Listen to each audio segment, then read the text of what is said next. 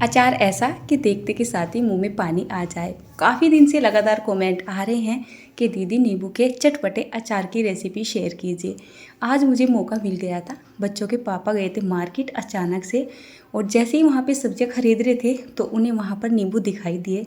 तो बोलने लगे फ़ोन करके कि अचार बनाने के लिए नींबू लेके आ जाऊँ। वैसे तो मुझे टाइम नहीं था, मैंने सोचा चलिए मौका है, और काफ़ी सस्ते नींबू मिल गए थे।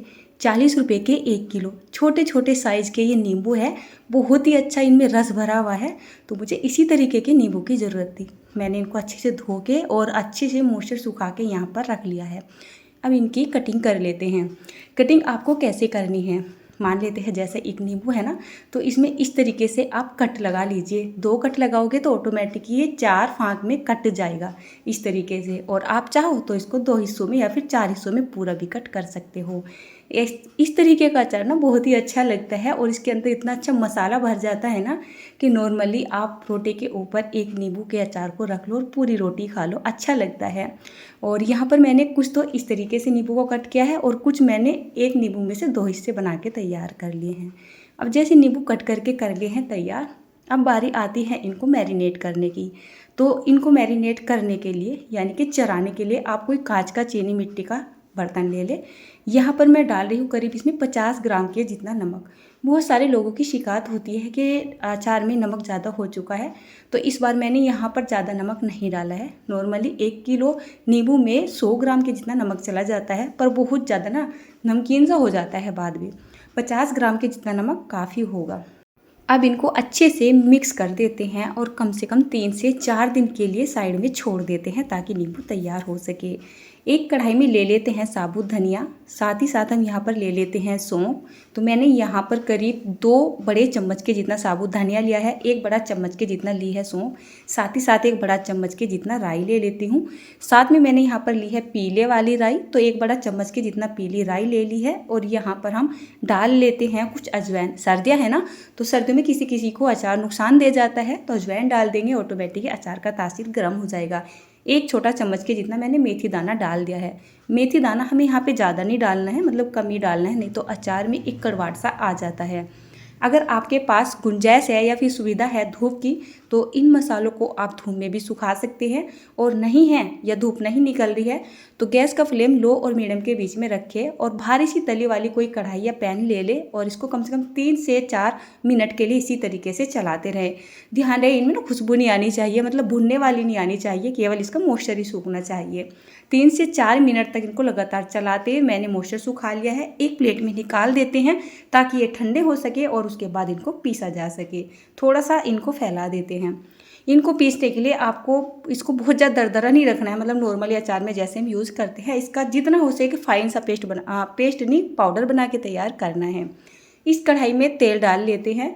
तो मैं यहाँ पर सारे तेल का इस्तेमाल नहीं करूँगी, बट मैं यहाँ पर सारा तेल गरम कर रही हूँ क्योंकि मुझे यहाँ पर दूसरा अचार भी बनाना है। करीब मैंने 200 ग्राम के जितना सरसों का तेल यहाँ पर गरम कर लिया है। जब तक तेल से अच्छे से धुआं नहीं उठ जाता है जब तक आपको गरम करना है, ठीक है ना। तो चलिए यहाँ पर तेल अच्छे से गरम हो चुका है। अब इसको छोड़ते हैं साइड में ताकि अच्छे से ठंडा हो सके। इसके बाद अचार बनाने की तैयारी कर दी है मैंने 2 दिन के बाद। तो मैं यहाँ पर ले रही हूँ जिस मसाले को मैंने पीसा था ना, तो करीब ऐसा ले लेते हैं 2 से 3 बड़ा चम्मच के जितना ये पिसा हुआ मसाला। साथ ही साथ हम यहाँ पर ले लेते हैं 1 छोटा चम्मच के जितना वाइट वाला नमक। इसके बाद यहाँ पर आधा चम्मच के जितना काला नमक। हींग जरूर से डालेंगे, हींग किसी भी अचार को उठा देता है, मतलब स्वाद बढ़ा देता है। और यहाँ पर मैं ले रही हूँ करीब 1 से 2 छोटा चम्मच के जितना अजवाइन। साथ ही साथ मैंने यहाँ पर काली मिर्च का पाउडर ले लिया है, 1 छोटा चम्मच के जितना है। मेरे पास साबुत मिर्च नहीं थी तो मैंने पाउडर डाला है। अचार को तीखा चटपटा बनाना है ना, तो यहाँ पर 2 बड़े चम्मच के जितना डाल लेते हैं लाल मिर्च का तीखे वाला पाउडर। मिर्च आप अपने टेस्ट के हिसाब से रखिएगा। 1 किलो नींबू में चली जाएगी करीब 1 से 1.5 चम्मच के जितना हल्दी पाउडर। इन मसालों को अच्छे से मिक्स कर लेते हैं। इनमें तेल वगैरह नहीं डालेंगे, इनमें कोई मॉइस्चर नहीं डालेंगे, इनको सूखा ही अच्छे से मिक्स करके तैयार कर लेंगे। ये हमारा नींबू के अचार का मसाला तैयार हो चुका है। कमेंट आ सकते हैं नींबू के अचार में मसाले नहीं डल जाते हैं, मतलब डलते हैं, मुझे बहुत बार कमेंट आ जाता है। तो देखिए हर चीज़ को, हर रेसिपी को बनाने का सबका अपना अपना तरीका होता है। मेरे घर में इसी तरीके का बनाया गया अचार ज़्यादा पसंद किया जाता है, तो मैं इसी तरीके से अचार बनाती हूँ। बहुत टेस्टी लगता है नॉर्मल अचार की अपेक्षा। यहाँ पर देखिए मुझे टाइम नहीं था, वैसे मुझे इसको 3 से 4 दिन के लिए छोड़ना था, लेकिन मैं इसको केवल ऐसा होगा कोई 36 घंटे के लिए ही छोड़ पाई हूँ। तैयार हो रहे हैं वैसे नींबू यहाँ पर, और मैं इसको 1 दिन के लिए 2 दिन के लिए छोड़ देती ना, तो जितने भी हरे हरे से नींबू है ना वो भी अच्छे से तैयार हो जाते। बट कोई बात नहीं, इतना छोड़ दिया ना, इतना भी काफ़ी हो जाएगा। आप 24 घंटे के बाद भी इस काम को कर सकते हैं, तब भी नींबू का अचार तैयार हो जाता है। अब देखिए, जैसे ये नींबू है ना, इसको इस तरीके से हम खोल सा देंगे और उसमें अच्छे से मसाले को भर देंगे। इस तरीके से जब हम मसाले को भरते हैं ना, तो नींबू में बहुत ही अच्छे तरीके से मसाले का बहुत ही अच्छा टेस्ट आ जाता है। बाकी अगर आप नींबू को एक स्लाइस में कट कर रहे हो या 2 स्लाइस में कट कर रहे हो, तब भी नींबू का जो अचार है ना टेस्टी लगता है। लेकिन इस तरीके के नींबू का जो अचार बनाया जाता है ना, ये कुछ ज़्यादा भी टेस्टी लगता है, और ये एकदम पुराना तरीका है जो हमारी दादी नानी वगैरह बनाती थी। अब जैसे मैंने ये साबुत नींबू कट करके तैयार किए थे, इनमें तो मसाले भर के रख लिए हैं। ये नींबू तो हमारे तैयार हो चुके हैं। अब बाउल में रह रहे हैं वो नींबू जिसको मैंने मतलब 2 हिस्सों में कट किया था। इसमें हमें क्या करना है, जो बचा हुआ मसाला है ना उसको यहाँ पर डाल देना है और इनको अच्छे से मिक्स कर देना है। इसीलिए मैंने 1 नींबू में से 2 नींबू को कट किया था, ताकि जो हमारा अचार है ना बहुत ही अच्छे से लिपट हुआ मसालेदार बन सके। तो चलिए, यहाँ पर ना ये भी बन के तैयार हो चुका है। अब हमें क्या करना है एक बार दिखा देती हूँ, दोनों ही तरीके का। आप चाहे तो ओनली इस तरीके का अचार बना सकते हो, या फिर जैसे बाउल में आपको दिखाई दे रहा है इस तरीके का अचार भी बना सकते हो। एक जलता कोयला अच्छे से सिलगा लेते हैं। मैंने यहाँ पर दालचीनी का टुकड़ा सिलगा लिया है, कुछ मैंने 2-3 लौंग डाली है, हींग डाल दिया है, और एक कांच का डब्बा ले लिया है जिसको मैंने अच्छे से धो के धूप में सुखाया हुआ है। इसके बाद इसको 4 से 5 मिनट के लिए इसी तरीके से रखा रहने देते हैं। बोला जाता है जब हम अचार के डब्बे को इस तरीके से तैयार करते हैं ना, तो अचार में एक तो बहुत ही अच्छी खुशबू आती है। कितनी बार अचार में फफूंदी लग जाती है, एक स्मेल सी हो जाती है, वो भी नहीं होती है। यानी अचार की जो सेल्फ लाइफ होती है ना वो बढ़ जाती है। अब हमें क्या करना है, इस तरीके से डब्बे के अंदर अचार को फिट कर देना है, यानी कि स्टोर करना है। अब आप देखिए, अगर हम जैसे साबुत नींबू थे ना ओनली ऐसा ही अचार बनाते तो इसमें ना मॉइस्चर सा नहीं होता, और मैंने जैसे नींबू को कट कर लिया था ना, तो ऑटोमेटिक ही जो नींबू है ना उनका जूस भी रिलीज होता रहेगा, और अचार में ऑटोमेटिक ही एक मतलब जूसी सा अचार बन के तैयार होगा।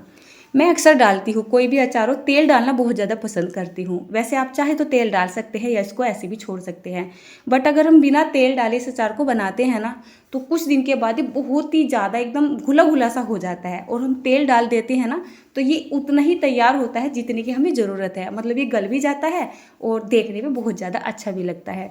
मैंने यहाँ पे ज़्यादा तेल नहीं डाला है, केवल 100 ग्राम के जितना ही तेल डाला है। गरम करके ठंडा करने के बाद तेल को यहाँ पे डालना है। फिलहाल तो अचार तैयार हो चुका है। अगले दिन मैंने वापस से इसको बाउल में पलट लिया था, और ये दूसरे दिन का, जैसे मैंने कल डाला था ना अचार, अब मैं आपको ये अगले दिन का टेक्सचर दिखा रही हूँ। यहाँ पर अचार बिल्कुल तैयार हो चुका है। आप चाहे तो इसको अभी भी खाना शुरू कर सकते हैं। ये नॉर्मली जिस तरीके से आपने अचार डाला है, यानी कि जिस दिन आपने अचार डाला है ना उस दिन से लेके और बीच के 2 से 3 दिन छोड़ दीजिए, और फिर आप इसको खाना शुरू कर दीजिए। बहुत ही ज़्यादा सुपर टेस्टी लगता है। उम्मीद करती हूँ आज ये नींबू के अचार की रेसिपी आपको पसंद आई हो।